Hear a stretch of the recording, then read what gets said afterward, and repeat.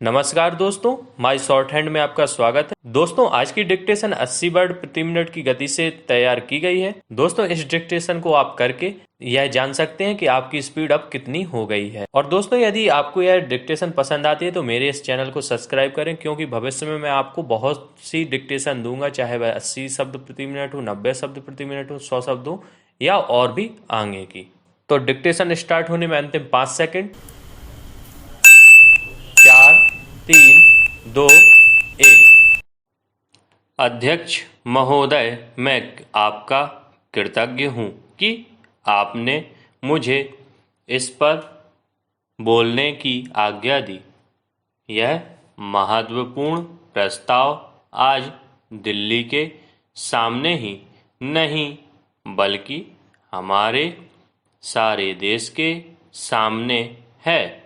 पिछले 2-2.5 साल से बराबर हम इस पर विचार करते आ रहे हैं और यह सोच रहे हैं कि हमारे देश में जो असमानताएं हैं उनको किस प्रकार से दूर किया जाए।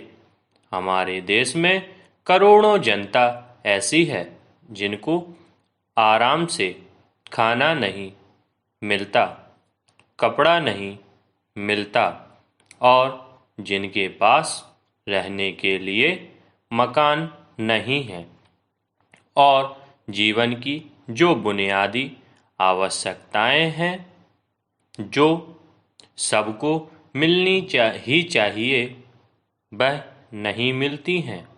ऐसे लोगों को किस प्रकार से सहायता पहुंचाई जाए, यह प्रश्न आज हमारे सामने है।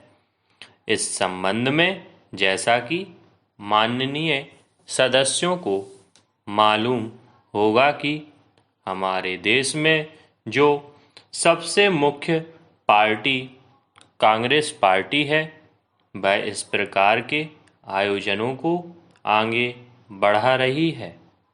इस बात पर कई महीनों से विचार हो रहा है। कई राज्यों में बिल की शक्ल में भी चीज़ें सामने आई हैं और सबने देश के हित को सामने रखते हुए इस मामले को अभी स्थगित रखा हुआ है। पैराग्राफ।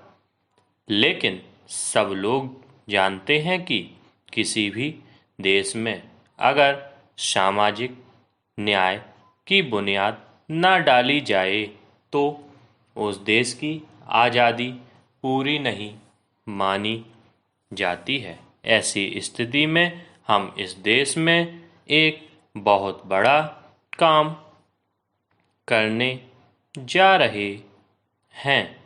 हमारे देश में असमानता कम हो, जनता के अंदर संतोष बढ़े, उसकी गरीबी, बेकारी, बेरोजगारी दूर हो और ये चीज़ें जो हमारे सामने डरावनी शक्ल में मौजूद हैं उनको किस प्रकार से मिटाया जाए, यह सवाल आज हमारे देश के सामने सबसे बड़ा सवाल है।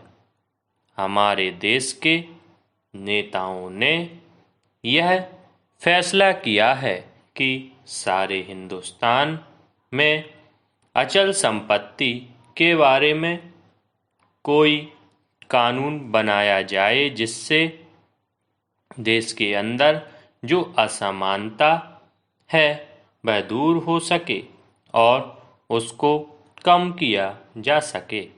आज हमारे देश में असमानता एक भयानक रूप में खड़ी है। हालांकि हमारे देश के अंदर आय भी कुछ बढ़ी है, लेकिन इसके बावजूद हमारे देश में वह संतोष नहीं है, वह बुनियादी चीज़ें नहीं हैं जिसके बल पर हम देश में असमानता कम से कम कर सकें।